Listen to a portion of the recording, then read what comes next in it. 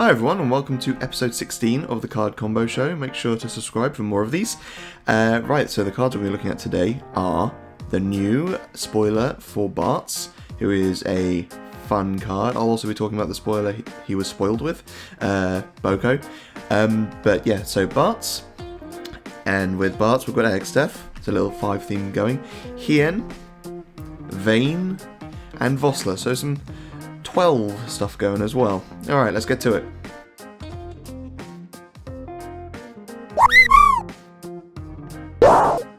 Right, so the first card we'll be looking at is Bartz. So he's got some interesting text. The forwards of cost 1 you control gain haste, and when Bartz forms a party and attacks, you may search for one forward of cost 1 and play it onto the field. So he can party with some stuff, bring stuff onto the field, and then they can start swinging as well. So that's very unique, especially if nothing really combos with one cost forward. So this is like the first kind of card regarding that sort of thing. So Boko is also the card that he got revealed with. So the card named Bartz you control gains 1000 power and haste, which is really good. And then when a party you control deals damage to your opponent, draw a card. So obviously if these two were to party, you get to play another 1 cost onto the field, and then you'd also get to draw a card. If you dealt damage to your opponent, of course. It also means that Bartz can go swinging as soon as he's down, with Boko down as well. And he's a bit bigger as well, which is useful. Bartz is also a Warrior of Light, which is something of note. So he does have a few other synergies, not just through the 1 cost jank. So Chelenka, obviously being able to attack twice, you would probably want to do it with a couple of parties, but you know, he party attacks with something, that brings something down, he can party attack with something else, that brings something else down, and you just kind of keep on rolling. Chokebo and Bobby Corwin, so it works relatively well with some of the Chokebos. There's only 3 1-cost Chokebos, I think, but it's still fun, you know, it's a new take on Chokebos, and ultimately Boko is a job Chocobo. Yuffie, so being able to bring or use Bartz to bring Yuffie onto the field, and then or just playing her when Bartz is on the field. Your opponent might not be expecting that. She'll be kind of hard to block. She's not hard to kill, but you know, it's still something that your opponent might not expect. She's an Opus 1 card, haven't seen play for a long time. Shara and Ritz. So obviously if you've got Ritz on the field, let's say you party attack with Ritz and Bartz together, Ritz and Bartz, to get Shara to come down. That's then 6k you've dealt to an opponent's forward. Hopefully it might have killed something. If not, at least it's dealt a fair bit of damage. Palom! So I think this was noted by a few people in the community shortly after Bartz's reveal. A little bit salty that I didn't get there first, but no. Yeah, I think this is a fantastic combo. Any chance to get to use this Palom, I just throw him at anything really, but yeah, obviously you can bring Palom onto the field with Bartz, who'll have haste. He can deal damage, provided he actually kills something or just deals damage to your opponent. He can then bring in another of the Paloms as well, which is just fun. Exdeath, so being able to bring Exdeath in, that can dole something out of the way, and then also research. Yeah, so when Bartz forms a party and attacks, so that's at the attack step, which means that the blocker hasn't been announced yet. So that means Exdeath can come in, and if your opponent's only got 1 blocker, Exdeath will come in and dull out your opponent's blocker. And then obviously Exdeath will be able to go swinging as well, provided that Bartz survives. White Mage, so less about the attacking, more about, you know, be able to defend yourself. So bringing in White Mage to then be able to put it in the break zone to stop any damage from summons or abilities would be very useful. It's just a nice way of getting more utility onto the field without really having to pay for it, or paying from cards from hand either. Jake, so you've got Jake on the field, and let's say you bring in that Exdeath, he then gains plus 4,000 from Jake. Now that's still only making him 6k forward, but it's still something useful, and there are a fair few 1-cost forwards that actually have a decent amount of power on them. And Warrior of Light, so yeah, Bartz, as I mentioned earlier, is a Warrior of Light, so having this Warrior of Light in the field means that he takes less damage, and it also works nicely because the fact that if Bartz is swinging lots, obviously your opponent's going to want to keep blocking him. I mean, he's still susceptible to being broken, but it's just another way to give him a bit more survivability. Alright, so Exdeath. So any card put into the damage zone due to Exdeath cannot use its EX burst. So it's similar to Wall in stopping targeted EXs, but this is just any EX burst can't happen. Even if your opponent only gets to draw a card or something from it, doesn't happen. So Zemus, obviously stopping your opponent from being able to block Exdeath is very useful, and you can just keep on swinging without fear of any form of EX burst whatsoever, which is a strange feeling to have because it's so frequent that your opponent's got a forward, they haven't blocked with it, and you're attacking with a nice big forward, and then all of a sudden you hit a Titan and your forward's dead. So having that just complete lack of fear is awesome. Thanos and Leviathan, so you want to keep this guy protected probably, because if your opponent, I mean, whenever you're building a deck, it's always good to take into account how many EX bursts you got in there, because EX bursts can turn a game around. They really, really can. Even if it's your 6 point of damage, that can completely flip the game, depending on what the EX burst is. So having things like Thanos and Leviathan there to keep your Exdeath alive, so he can just keep swinging without triggering any EXs. Wall, so you might have like an anti-EX burst deck, that'd be quite funny. So having Wall there to stop what is it? All forwards cannot be chosen by summons EX bursts or characters EX bursts this turn. So that would basically mean that either you got Wall down or Exdeath down, just stopping your opponent's EX burst from actually doing anything. And both of them are relatively strong cards anyway. Chelinka, if a forward has an attack ability, then just assume Chelinka's going to be in the video, right? But yeah, being able to attack twice without fear of EX bursts, awesome. You combine that with Zemus, even better. Matthias, so your opponent's going to want to get rid of Exdeath at some point. The probably easy way of getting rid of him would be something like Diablo, but your opponent's going to block him and maybe have some sort of trick up their sleeve, but Matthias, just one little cost, 1 CP, just to break that blocking forward and say, nah, let's keep going. And Hien, so there's not a huge amount you can do with this guy at the moment, but I just love samurais, so I wanted to feature it. So yeah, when Hien, if you control a job samurai other than Hien gains 1000 power and brave. When a job samurai forward you control attacks, all the forwards you control gain 1000 power until the end of the turn. So that's any job samurai you have attacks, they just all gain 1000. That's crazy good. So Gosetsu, obviously to get yourself the Hien, but also means as a backup that Hien will have plus 1000 power and brave already, just from having a backup that searched you something. That's a really, really good combo. I know these guys were from a starter deck, but still that's a strong combo. Right, now you've got the newer Cyan and Iroha. So let's say you attack with Cyan and you've got Gosetsu in the backup lineup.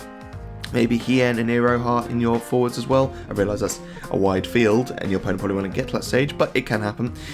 So Cyan enters the field and may search for 1 job samurai or 1 card named samurai other than card named Cyan and add it to your hand. So maybe you can play Cyan into Iroha, something like that. But also when a job samurai or a card named samurai you control attacks, deal 1000 damage for each samurai or card named samurai you control to all the forwards your opponent controls. So again, let's say you've got Gosetsu in the backup lineup. You've got Hien, and then you play Cyan to then play Iroha, and then somehow you gave Cyan Brave. I realise that's investing a lot into it. But if you did that, that would be 4 samurais with Iroha's damage buff.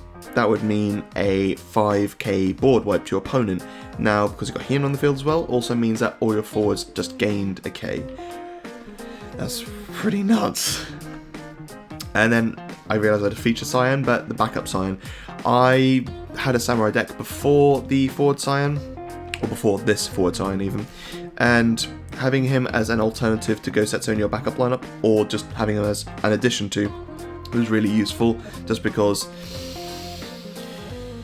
your opponent would occasionally have ways of getting rid of Gosetsu, meaning that Hien would end up losing his abilities, but having Cyan there as well, it means that generally if your opponent's got the means to break a 3 cost or more, it would more likely be the Hecaton summon, but very rarely these days have I seen people running things like archers on their backup lineup to be able to break smaller forwards. But yeah. Thancred, so yeah, Hien attacks, he gives himself 1000 power when he attacks, but obviously that applies to all your forwards as well, and Thancred being able to give himself first strike is really useful. If you've got Cyan attacking as well, and dealing damage to your opponents, giving any 14 forwards first strike will be really cool. Gaius and Rittertine. So Rittertine mostly just due to the fact that Hien is a 14 card, so being able to play just Rittertine onto the field with Hien there means that he can survive.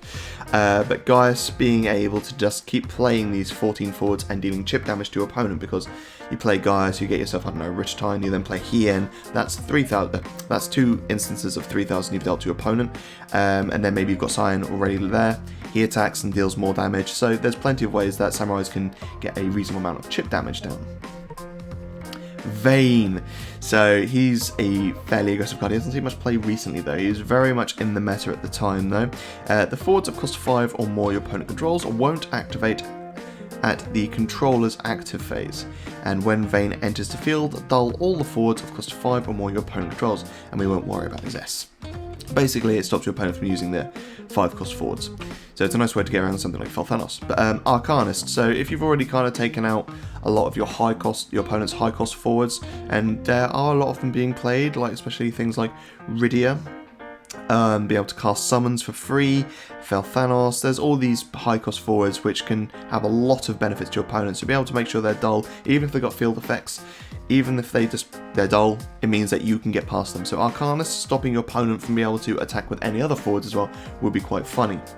And then the reason I went for Arcanist over one of the Time Mages is that Arcanist can kind of do a bit more of a broad spectrum if your opponent's got a couple of 4 forwards and they can stop both from attacking, and also it doesn't target anything. So if your opponent's only got 1 Illua, you can just say 3s can't attack, and Illua won't be able to attack because you haven't targeted her, so it hasn't fizzled anything.